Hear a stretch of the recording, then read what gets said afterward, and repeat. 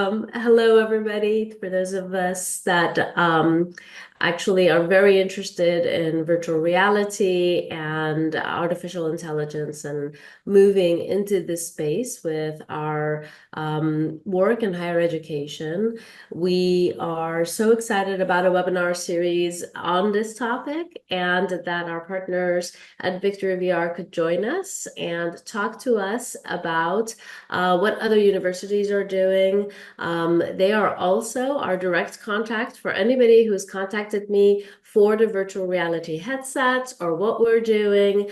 These are the folks that would support and provide guidance to us throughout, and they'll help us integrate the work into our classrooms. We can have conversations with them about exactly what it is that other people are doing and also how we can overcome some of the challenges. And I can share with you that I've been in this space with both of these individuals and I've had the chance to jump in and see some of the exciting things they're about to share with you. Our goal here is to inspire and get everybody involved because this is absolutely the future of education. And the sooner we can get involved and learn about it, I think the better we can do for our students.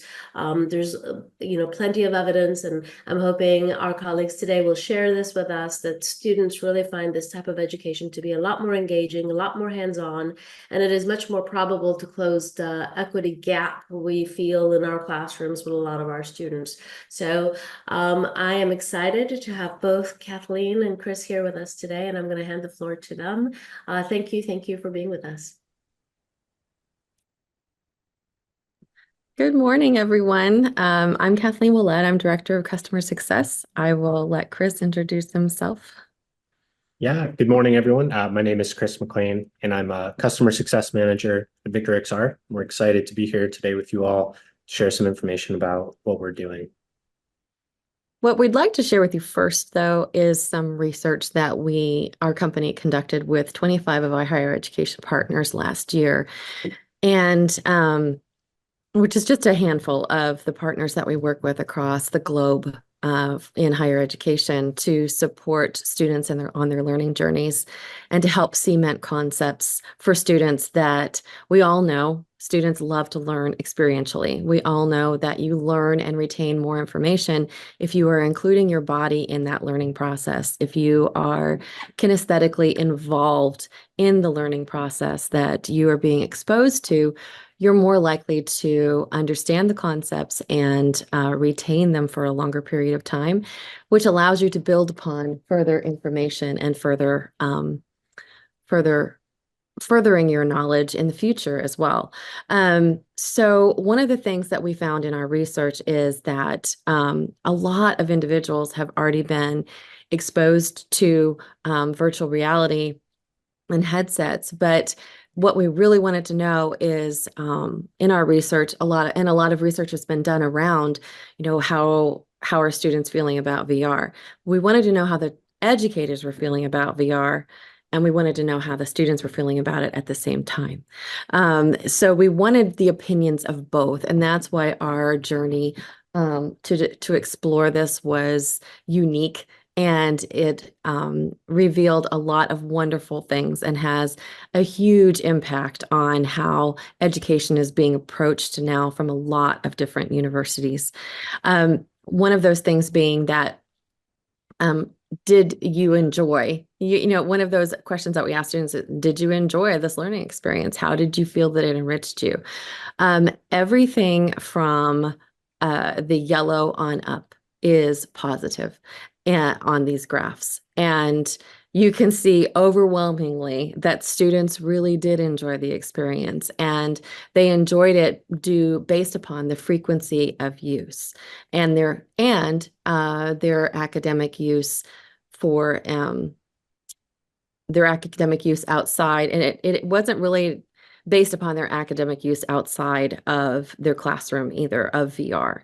So regardless of whether they've had prior experience or this was totally new to them, they really enjoyed the experiences that they were being offered. And did they feel like it supported their learning? And did they feel like they learned something that wouldn't have been possible to have learned quite as in-depth as they did if they had tried to learn it outside of VR. And overwhelmingly, again, we have a lot of students who felt that it really did impact their learning. One of the key features that we found in this research too is that if students were exposed to VR weekly and then for 5 to 10 times throughout the semester, that those students had the most positive things to say about using VR and about their experiences in VR and how it impacted their learning, which was really key to understanding for us to help you understand how you can bring VR and make it as impactful as possible for your students in their learning situations. It's important to know how often should we be presenting this, how many times throughout the semester, and how, and does that factor into the entire equation of learning and understanding? We found out that it absolutely does. And overall, it enriched students' learning experiences. It supported, these were questions that we specifically asked for students. They received adequate orientation, thanks to VictoryXR, and to their professors for being so well trained, and for following all of the materials that we help you with, that we present to you to support your students on their learning journeys. And overwhelmingly, if you look at the second to last one, exposure to VR is important. I think that one, and then is very enlightening because technology is always changing. And as technology changes, we need to keep ahead of that technology. We are the ones, as educators, we're the ones that are presenting this information to students. Sometimes when students come to college, they are experiencing a lot of first things. And one of those things may be VR. You may be presenting them with an opportunity that they would not have had outside of their college experience. And knowing how to implement it, knowing when to implement it, that is going to help your student succeed and help you succeed in the eyes of your student as well. So to support this, we offer a lot of off-the-shelf simulations. And Chris can talk to you a little bit more about that. Yeah, absolutely. So we have various types of experiences that are accessible from within our VXR Labs application. And so the first type of experience would be our off-the-shelf simulations. These are experiences that are built out, they're prepackaged, they're ready to go for instructors who want to use virtual reality. These experiences are often very linear in nature and objective based. They offer the highest degree of immersion when compared to say our creator spaces, which allow for a bit more customization. And we'll touch on those as well. But the simulations we found can be a really great solution, oftentimes for real life experiences that are too expensive, too dangerous, or even physically impossible to complete in the classroom or on a field trip or elsewhere. And so we have a wide range of these simulations. You'll see a few images here that highlight a few of them. In the top left corner, we have our mass casualty simulation, which we built out for one of our university partners who wanted their athletic trainer students to be immersed in a situation where a car has crashed into the campus cafeteria, and now there are a bunch of injured students and faculty members at the scene of the incident. And so students can go in headset, they're fully immersed, they're in this campus space, they're working together to triage these 10 different individuals who have been hurt because this car has crashed into the cafeteria. And so students have to put on the headset. They're in this high stakes, high pressure environment where they have to communicate with each other. They have to have an organized decision-making process, and they have to triage all of these injured people. They have to provide first aid to them. They have to ask the right questions. They have to monitor their vital signs. They have to provide follow-on directions, whether it's going to the medical tent or going directly to the ambulance or going to law enforcement. And so students can get this very lifelike exposure to a situation that otherwise they would not have been able to experience, but will then help them be prepared as athletic trainers, as first responders in a sense, to handle a situation like this if it ever, God forbid, happens to them. So One of the great things about this, Chris, sorry to interrupt, but one of the great things about this particular experience that I just want to add to is that it really feeds into a lot of universities' approaches to curriculum now, that I know my own daughter's university has approached and embraced, which is that cross-curricular approach to curriculum. Business students can go in here because we all know medical healthcare is a business, and they can go in there and they can understand, okay, so if this were a business, I was managing this, I was overseeing this, how would I approach this? How could I help? How can I support? What steps need to be taken? What do we need to do in order? How can we speed this up? What other things can we look at? That scenario is present for business students, for journalist students. If they wanted to go in and explore this opportunity to learn about writing about something that you're on the scene with. Yes, you can imagine things. Yes, you may have had prior experience in life too that you can pull on. But if you don't have prior experience and you've just watched movies and you've just, seen scenarios happening in front of you on a 2D screen, it's not quite as impactful as it is when you're going in a 3D environment and everything is surrounding you and you have patients in front of you that need your help and you're able to interact with them. You're able to ask them their name, how are they feeling, and work through the whole triage experience with each and every one of these patients, and then make those executive decisions about who needs to be on that ambulance first, who needs to go to the triage tent for more, who do I need to follow up with later on? How are we going to follow up with them? All of that goes into the cross-curricular approach towards learning about healthcare, learning about first responders, learning about triaging. It's just amazing how many different aspects you can utilize one simulation for. I'm sorry, Yeah, Chris, go ahead. absolutely. No, thank you for sharing that. And I think that applies as well to some of our other simulations, like our crime scene investigation, where students can go to various crime scenes, whether they're preparing to be law enforcement officers, whether they're preparing to go into forensic science, whether they're going to be journalists or psychologists. Those experiences can be used across different courses and programs, which make the simulations really, really great. Some other examples, we have a cadaver lab where students can turn on and off different bodily systems. They want to first see the digestive system. They can turn that on. They can get hands-on with it. They can grab the large intestine and pull it out and inspect it. They'd rather turn on the muscular system. They can do that, get hands-on with all of those different anatomical components. We also have an AI assistant in that experience that can answer questions, can provide information regarding any of the structures, and can help students if they run into any roadblocks or have questions that they're not sure of. We also have some dissections, like a frog dissection. We have a lot of great biology, chemistry labs. And then we also have several simulations for the humanities. So we have experiences around the journey to civil rights, experiences around ancient Egypt, around the Great Gatsby novel, amongst others. Our second type of experience are our creator spaces. These are large virtual environments that can be used for a very wide range of purposes. So the great thing about the creator spaces is that they're essentially empty 3D classrooms that can be customized by bringing in hundreds of different 3D models. So you'll see in a few of those screenshots, you'll see dissection assets, whether it's a frog, you'll see chess pieces, you'll see planets floating. And so instructors can pull in different 3D models to reshape these environments for different purposes.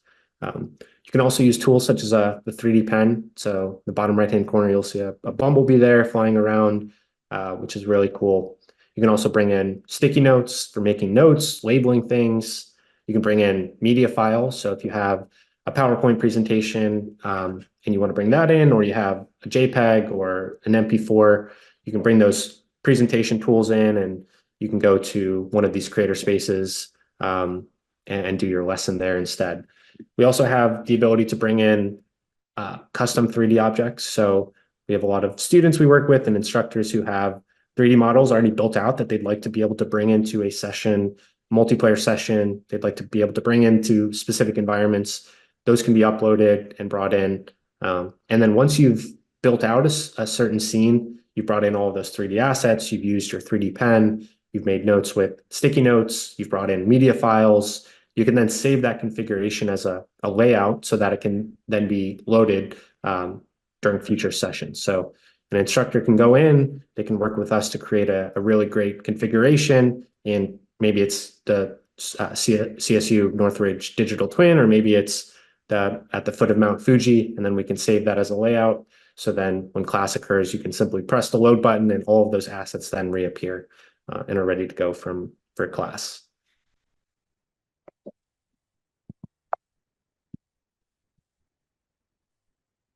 So right now we have a brief video that highlights our cadaver lab, our anatomy systems simulation. And I'm also going to go in headset now, and I'm going to jump into that experience and show you exactly what is possible to do within it, as well as in a few of our other experiences. So we'll let the video play, and I'm going to jump in a second.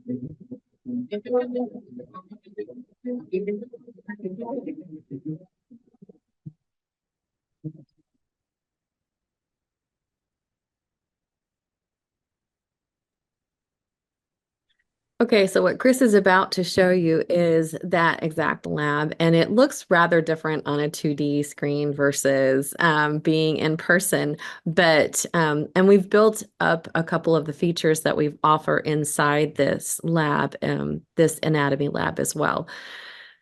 And Chris is very excited to showcase that you can see that he's walking around in there, and he can either teleport. You've got screens up above that he'll be able to select the camera that's available, and he'll be able to go in and do close-ups so that everybody can see, no matter where they are in the room, what the professor is discussing or what the student is discussing if they're showcasing their learning. And he can select different systems. He can pull up different systems at the same time as well, so that you'll be able to utilize all of it or some of it if you want to in your teaching, and be able to dissect, so to speak, various parts. You can talk about insertion and origin points of muscles, and talk about various organs and systems and arteries, and you've got it right there. All of it is right there for you. So and with your 3D pen, students or educators can go in and they can tell exactly, like, they're writing right there, and they can select different colors too. If it's one student that wants to write in a black, or in one student wants to write in turquoise, or another student wants to write in purple, and you can various thicknesses, different shades of those colors as well can be applied. And you can circle different things, talk about different aspects of what it is that you're being focused to what you're being asked to direct your attention to. Sorry. And then the other feature that we have built into this is an AI feature that is brand new. Oh, Chris is disassembling. So various things are taken off. and put on. And we And have so an, with assistant yeah. here, I Chris, can do you either, want to tell about the AI feature? yeah, absolutely. So with the AI assistant feature here, I can walk into that circular radius and I can ask any question. I can ask, what is the difference between the large intestine and the small intestine? Or can also place any of the structures directly into this circle. You'll see on the transcript, Chris places the following object in front of you, large intestine, and then our assistant here is going to provide some information about the large intestine. So you can see it with the transcript. You can also listen to it. So in a moment, she's going to start talking. She's going to walk through exactly what's written on that transcript. One of the things is that you will probably not be able to digest it as food. Oh, there you go. You can't hear her talk good. Yep, I just had to turn the volume on, but I'll keep it off. Okay, so Wendy will be able to share with you all kinds of information about various systems, and students can read the transcript or they can listen to her speak. They can also then stop her at any point, ask another question, or they can go and put in an organ inside the bubble again, and she'll think about that organ or that system and be able to communicate on those. She's been trained on all of these, and it's something that we spent a considerable amount of time doing, and we're pretty proud of our AI assistant, Wendy. The next feature that Chris is going to show you is traveling back in time. So you can see the versatility of our product in talking about science 1 minute, and then, you know what, next class, we're going into history. And there's nothing more impactful to students than actually experiencing a little bit of history. And it's important that we remember that students today don't really relate to some of the topics that they're being asked to understand and explore in history class. And it's important that they do understand so that things don't get repeated in the future. That's why history is important. And because we build and we grow from it. And we want to be a part of it in a good way, making it in the future. So to help us do that, we want to offer these opportunities for students to experience and explore walking across Edmund Pettus Bridge. And when you get to the other side, first of all, you don't realize how big this bridge actually is until you have to walk across it. And then you'll be able to see different, if Chris wanted to, he showed you earlier, he could click on a different video and learn about it. He could read about it at the same time. And then he just travels along the bridge and gets to the other side. And when he does, he sees the force that's standing there that's saying, no, you can't progress any further. And you can tell your students this, you can talk to them about it, you can show them videos, but asking them to walk through and asking them to experience this journey and then stopping them at this point and saying, now, what would you do in this situation? Let's be thoughtful about this. How would you conduct yourself? Let's make some choices here. And why do you think they chose to do what they did? And then that makes history and makes current decisions more appealing and more relatable for students. Let's face it, if these students today don't relate to something, they really don't even want to learn about it. And in our Civil Rights Museum, they can interact with objects. So in most American museums, unless you're in the children's section, you can't pick up objects and interact with them. But here you can. And you can learn more about these historical figures as well.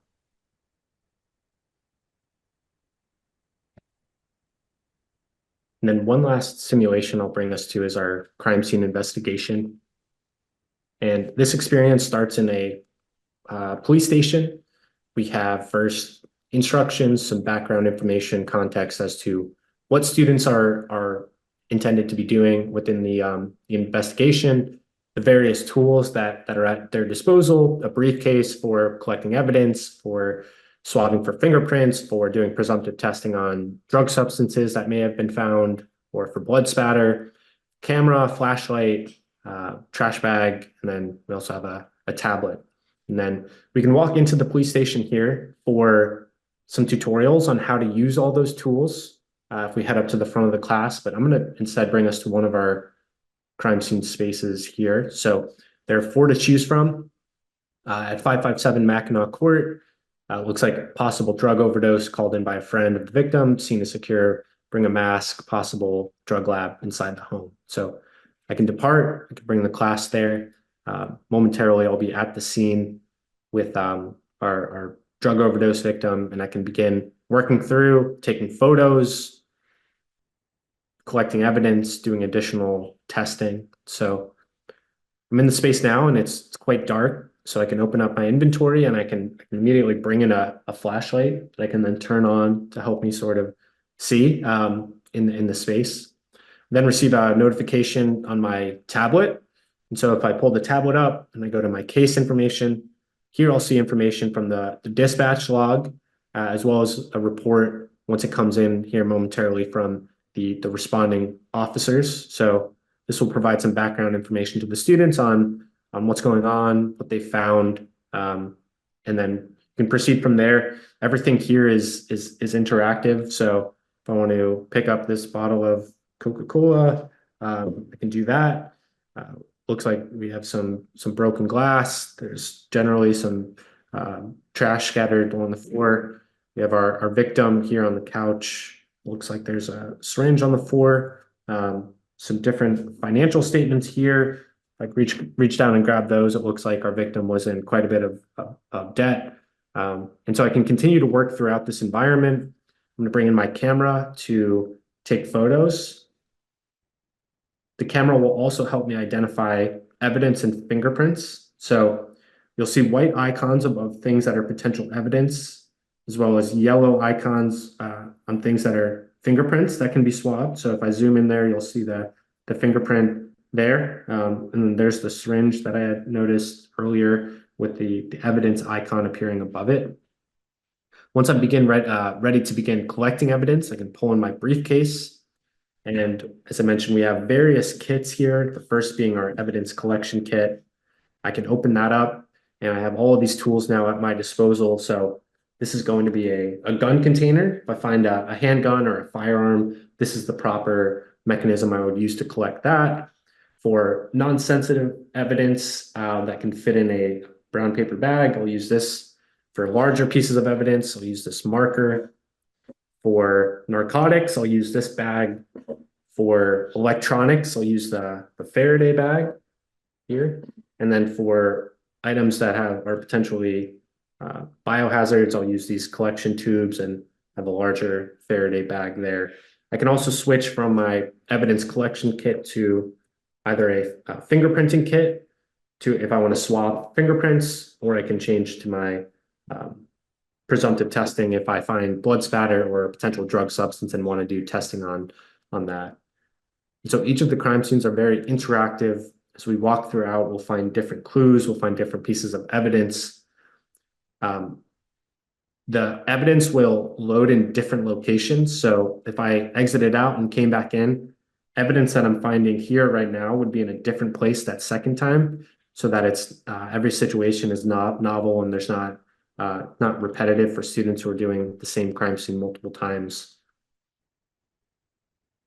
So that's a few of our simulations. Again, linear experiences built out. We also have creator spaces. And so those creator spaces include about 40 different virtual environments that you can choose from. We have science labs, we have tropical rainforests, but you will also have access to a digital twin campus. And so for about 40 universities, closer to 50 throughout the world, we've recreated parts of their campus in VR as creator spaces. And so momentarily, I'll be on the exterior of CSU Northridge, be able to walk around, and I'll be able to begin bringing in 3D models, using the 3D pen, sticky notes, all of that. So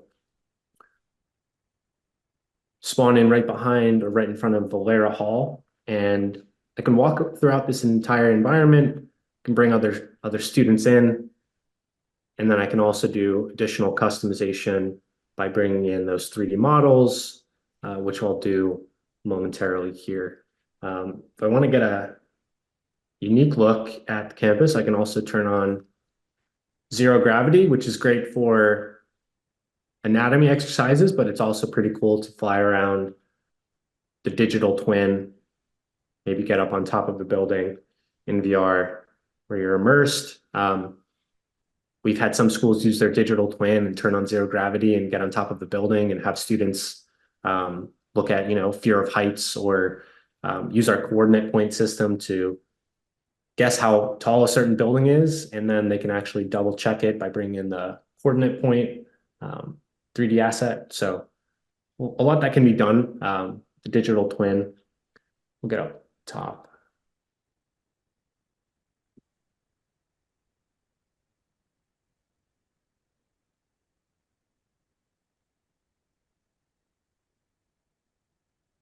Okay, so I'm on top of the building here now, and I can begin bringing in 3D assets. So all I do is I look at my left wrist as if I had a watch on, open my menu, go to spawnables, can do everything from changing the night sky. So it's nighttime out. We can see the moon there in the distance.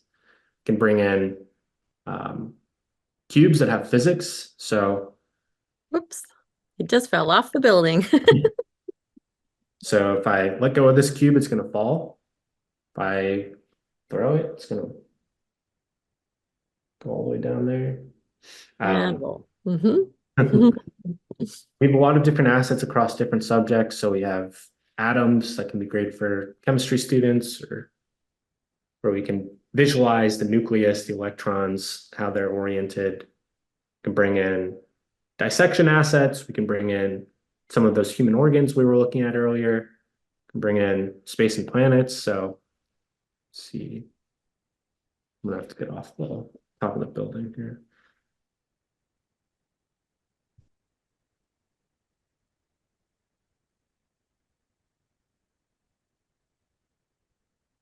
And all of our planets are to scale. We have scaled Earth at being 1 meter wide, and then we've scaled all of the other planets according to Earth's scale.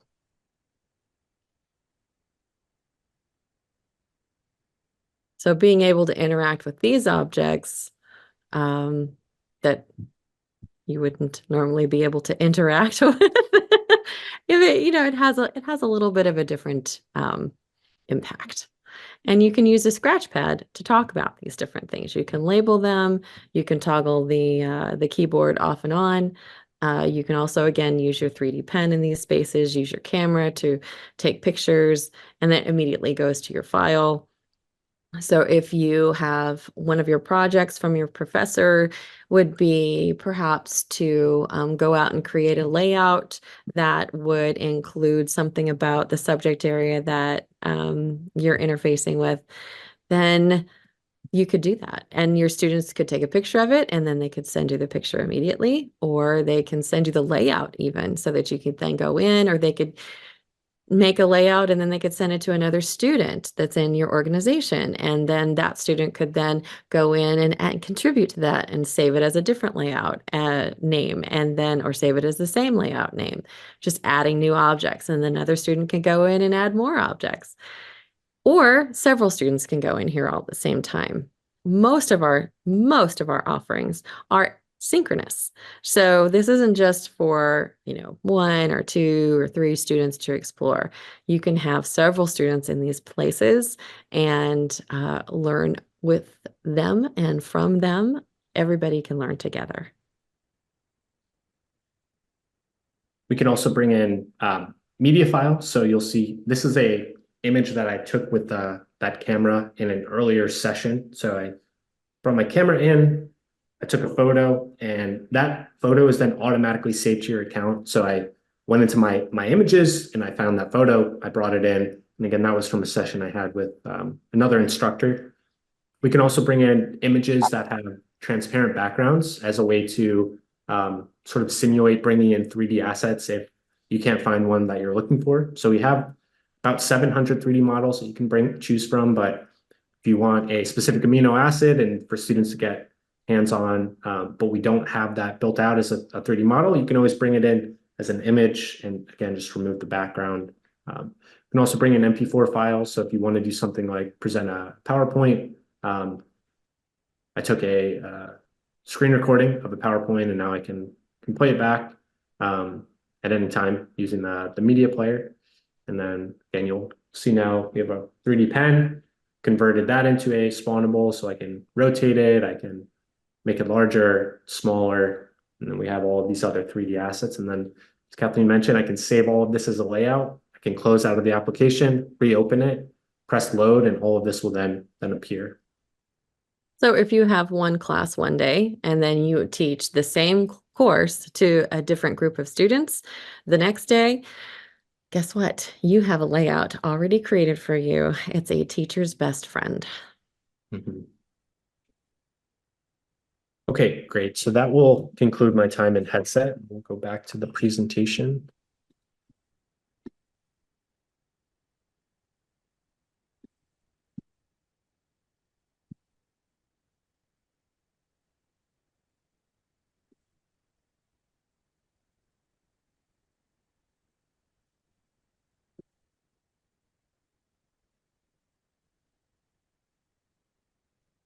Okay, so while Chris is finding where we were and then oh, this is the crime scene. Okay, so now our last offering, not our last offering, because there's actually several other things that you gain from having a VictoryXR Labs subscription, and that would be our the 2D version. You can also access this via headset, or you can access this via an application that you download onto your computer. And we now offer AI solutions as well. So we have a business negotiator. You can go into headset and you can negotiate one-on-one, or a group of students can negotiate with a business person who is leasing a building. And you would like to have various things attached to that. So maybe you need a personal assistant. Maybe you need a secretary to answer the phones, take messages for you. Maybe you can only afford a certain price range. You need to negotiate all of that with this business professional, and you'll be able to go into headset and do that.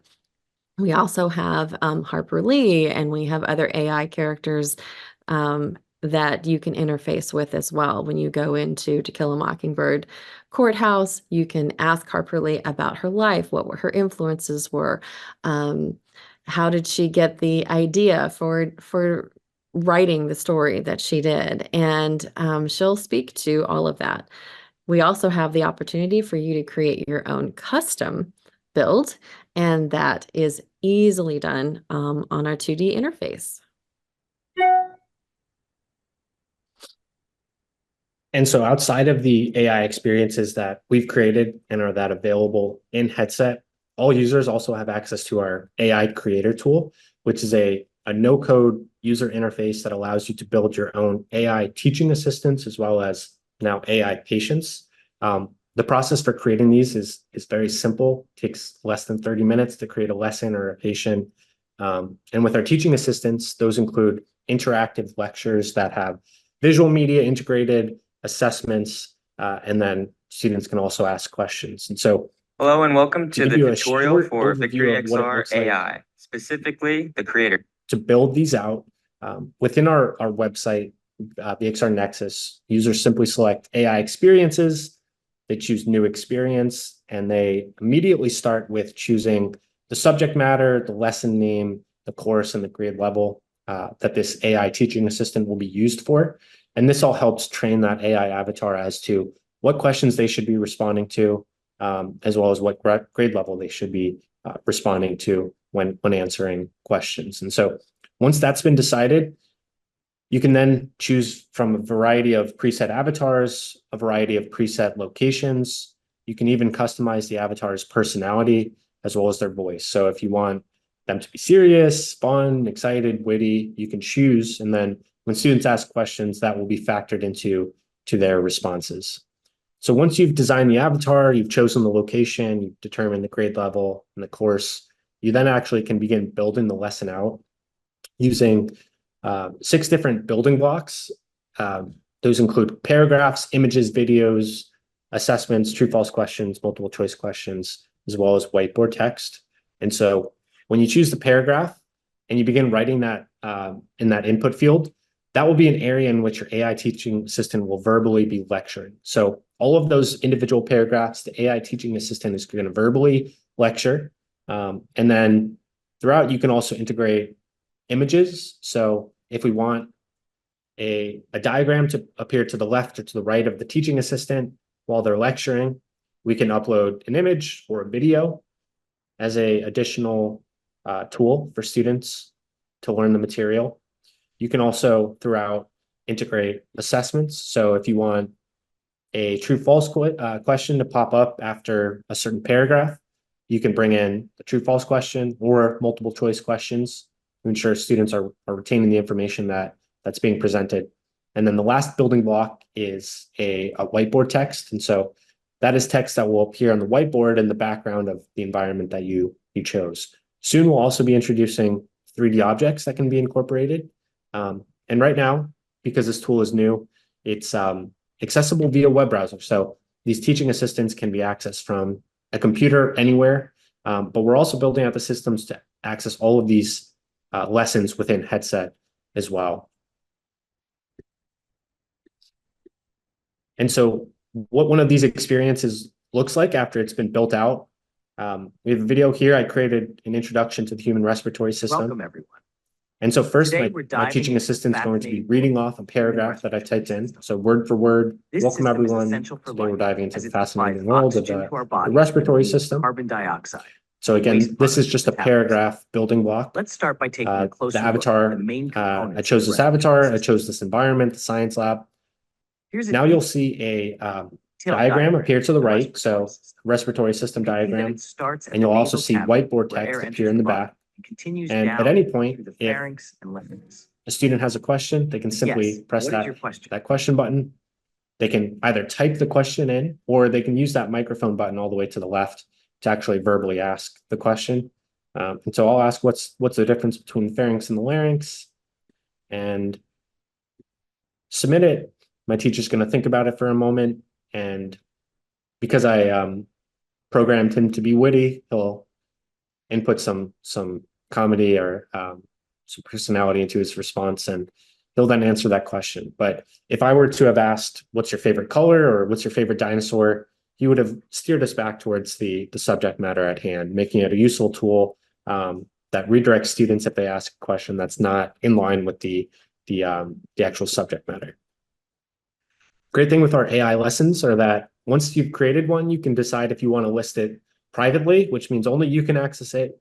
You can list it within your organization, so only students and instructors at Northridge would be able to access it, or you can list it publicly, in which case it would be approved, vetted and approved by our team, and then listed in our public library. And so we're now building out this huge database of different AI teaching assistants and lessons that users can check out. So we have everything from inspecting a jet engine for safety, to physics, to George Washington, to financial literacy, all of these being accessible to any of our users. We're also excited because this week we're launching our AI patient tool as well. So the first creator tool allows you to create AI teaching assistants that are generally lecture and Q&A based lessons. But we've now also, or in the next few days, we'll be launching our AI patient creator tool as well. And so instead of using the building blocks to type in paragraphs and integrate media images, the input fields that you're programming would be the experience name, the AI patient's medical history. So what is previous diagnoses that this patient has had? What's their patient profile? What's any relevant information about their medical history that you want them to consider as they interact with students? You can input the patient's backstory. So information about their family life, their job, their education, diet. Maybe they have religious considerations that they want included in the patient's profile. You can type in different AI patient personalities if you want maybe students to have to deal with a patient that's a bit more hostile, or maybe one that's maybe untrustworthy because they've had bad experiences in the past. And then you can also set the scene. So what's going on in this patient's life right now? What's going on at home? Why are they seeing the doctor today? What issues are they facing, or what support do they need? And then you can also input specific statements that you'd like the patient to make, specifically at the beginning of the conversation. Because once students start interacting, the interaction is going to become dynamic, and the AI is going to respond based on the inputs that the student provides. But we can program certain opening statements if we want certain things that we want the AI patient to focus on at the beginning of the conversation. And so here's one example of a AI patient we've created. His name is Dante. He's a 42-year-old African-American male. He has been diagnosed with high blood pressure and diabetes. And some background on the patient. He was diagnosed a few years ago, and he had a great regimen for checking his blood glucose, blood pressure, taking his medications, exercising. He was eating well, but the realities of life have set in, and his new habits have not lasted. And so he's gained a lot of weight. He's beginning to experience shortness of breath. It's impacting his work life, his family life, and he needs assistance. And so Dante's looking for assistance to meet his family, health, social, and occupational needs.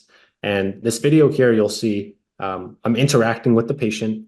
And so again, I'm typing questions in, but a student can also just press the microphone button and verbally ask the question. So I start off with, "Hi, Dante, can you tell me about your daily routine and any challenges you face in maintaining a healthy lifestyle?" And so I was working as a civil you'll see then that question appear in the transcript on the left-hand side, which can then be downloaded by students. You'll also see Dante's response there, but you can also verbally hear it as well. He'll speak that response as well. engineer. I start my day early, often skipping breakfast due to time constraints. Work is busy, so I grab quick meals that aren't the healthiest.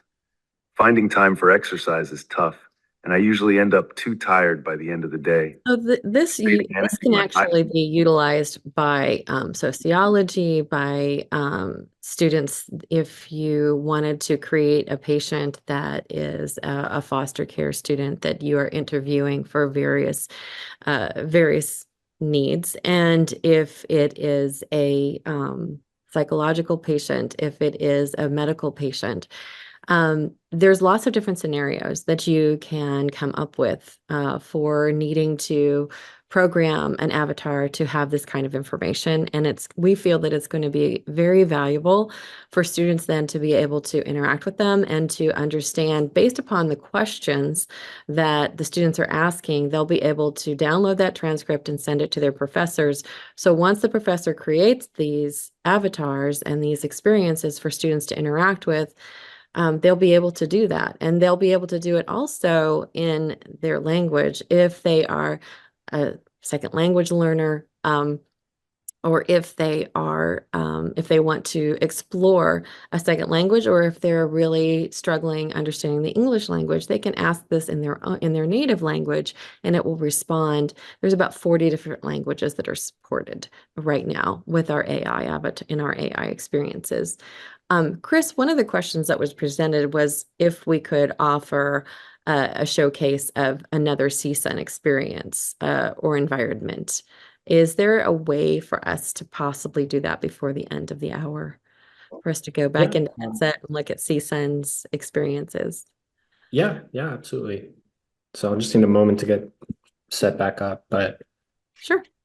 While he's setting that back up, I can just say that there's a lot of different ways how you can use AI, but one of the things that we are currently creating now is the ability to have several AI characters created, and you can educate each of the AI educators according to a certain background. If you wanted to have any kind of multi-agent AI experience. So if you wanted to have a capitalist, a Marxist, and an anarchist in a debate, you could do that. And they are all AI. They sit on a stage. They argue amongst themselves. You can ask them questions. Each one would have to respond based upon their background, their political views, their history, whatever it is that you've inputted. For information for them to pull from. So very cool and very interesting, and very unique approach, and very fun approach to learning from people hands-on, firsthand as well. Are you ready, Chris? yes. just about. Okay. We also have now, Quest has a new headset just for everyone's awareness as well, as we're trying to keep up with this technology, like we said before. The Quest now has a Quest 3S headset, which is a little bit different from your Quest 2 and your Quest 3. It's kind of in between the two.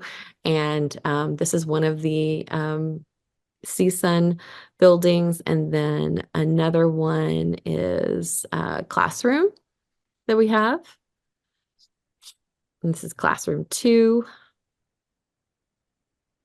And that last space was by Ramian Hall. But I think our developers are still doing a little work on that one as we've recently put it over to our updated application. So I think that one just needs some final touches, but we have multiple classrooms here that were chosen to be built out, multiple classroom spaces, the exterior campus, and then we also have the Biramium hall space.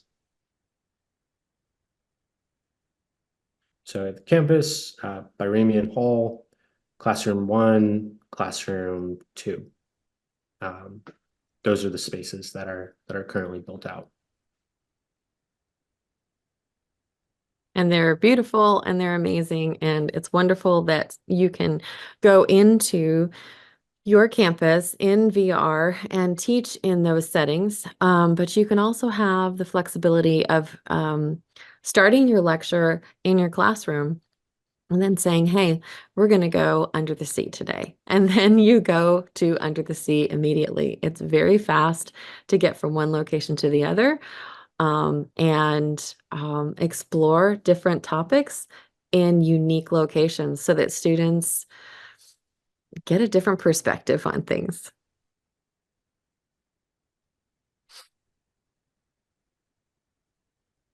Normally it doesn't take this long to load, but normally after we do an update to the system, the first time that you go into this experience or into this location or creator space, it'll take a little bit longer. One of the unique things about the under the sea environment is if you push your left toggle switch forward and you move your arms as if you are swimming, you will be swimming. And the faster you move your arms, the faster you swim.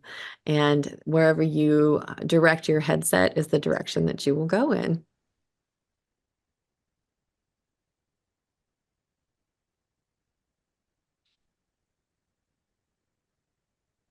You can bring in a great white shark or you can bring in a perch. And the great white shark will swim around because it's AI. You can make him bigger or smaller. You can move him around.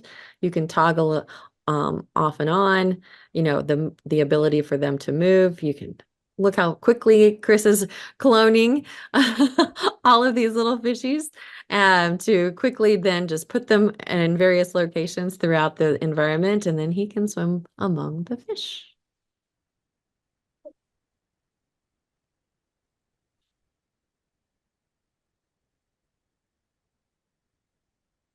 And you can think about this we basically are subject agnostic.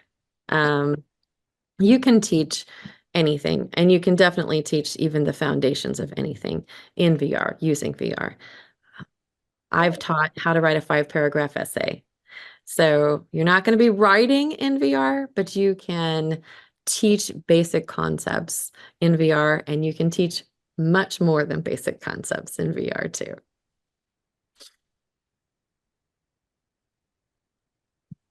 That was such an excellent showcase. I see some questions that I would love to answer, and I can tell some of those are still for me because we have a system that's everybody's kind of learning about with regards to our VR headsets. Jennifer asked, how would students get the headsets today? And do they get one in certain class, for example, then use it at home? And we currently have 30 headsets that are ready to be checked out at the dean's office. I have a cart up there, and we have student assistants who help with the checkout and return of the headsets. And I also have some slides for you as to how to introduce the students to how to take appropriate care of the headsets. And a lot of the material that I have and what I've created with regards to the accounts actually came from our colleagues. Chris and Kathleen gave me some things that other universities are doing, and I've adopted all of those.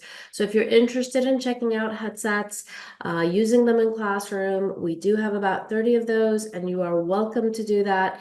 You can send me an email and I can walk you through it, and I can share with you my slides.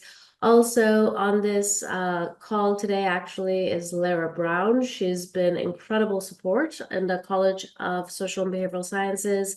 We have a website now. We have an entire page dedicated to some of this work. So even the slides and other resources will be uploaded there so that you can go ahead and access those anytime that you'd like.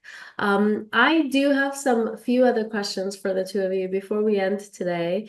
I know that when I speak to a lot of my colleagues, the top questions that come up are, how would I get some support as a teacher to integrate some of this into my classroom?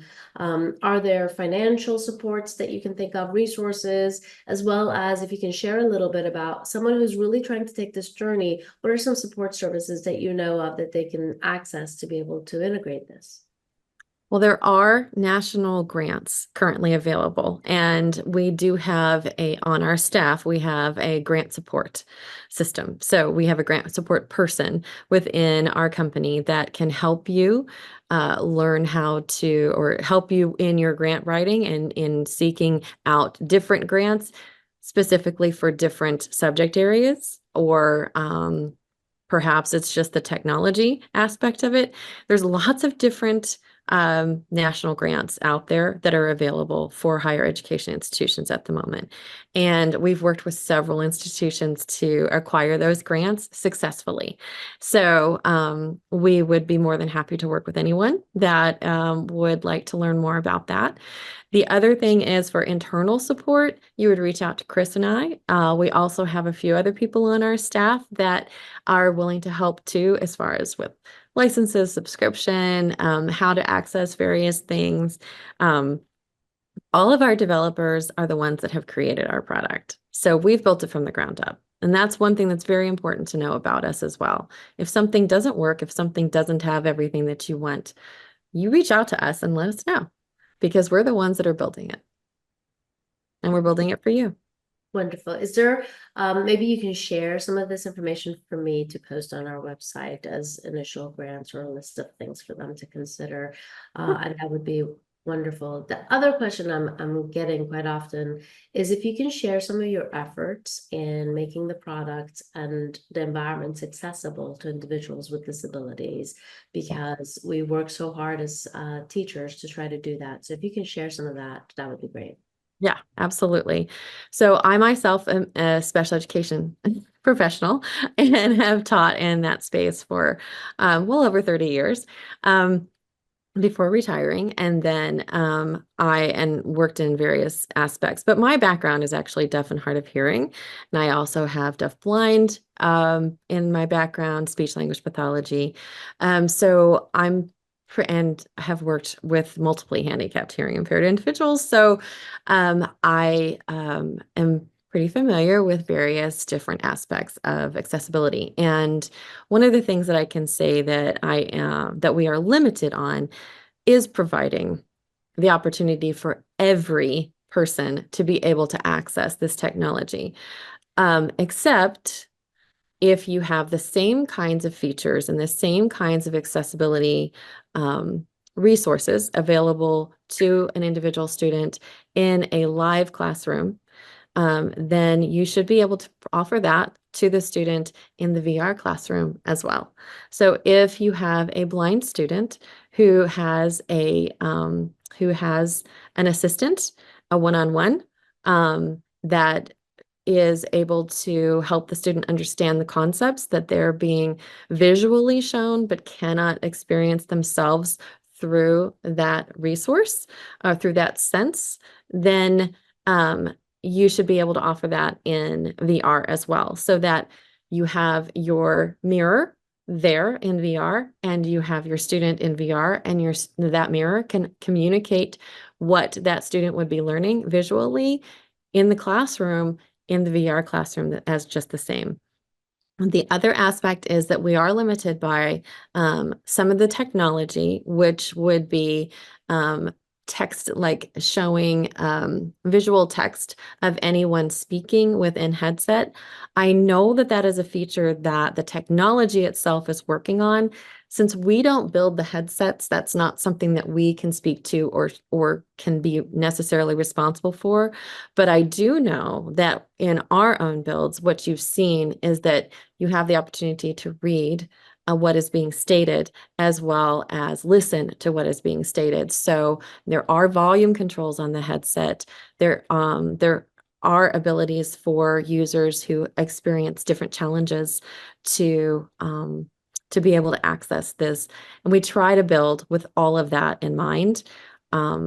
As far as physical features as well, there are physical disabilities individuals are challenged with, and some of those physical disabilities too, we've tried to approach with single-handed use cases. So in VXR Labs, you can, what Chris was doing with interacting with all of those objects, he can do that with a single hand rather than having to have two hands to manipulate objects. He can reach out, grab one, make it bigger, make it smaller, and unclone it and everything else with a single hand rather than having to have two. So there are accessibility features that we've tried to build into our software. Excellent. I deeply, deeply appreciate both of you being here with us. We are at time, and I'm hoping that what we will see from these webinar series is more individuals accessing the headsets that we already have, funds we received through the grant, and I know that Dean Searcy is very supportive of this initiative, and across campus we're seeing more and more interest. So I'm really looking forward to sharing this video with everybody. Thank you so much for being with us today. Thank you for having us. We're very delighted to be here and looking forward to helping anyone that needs us. Thank you. Thank you. Thanks.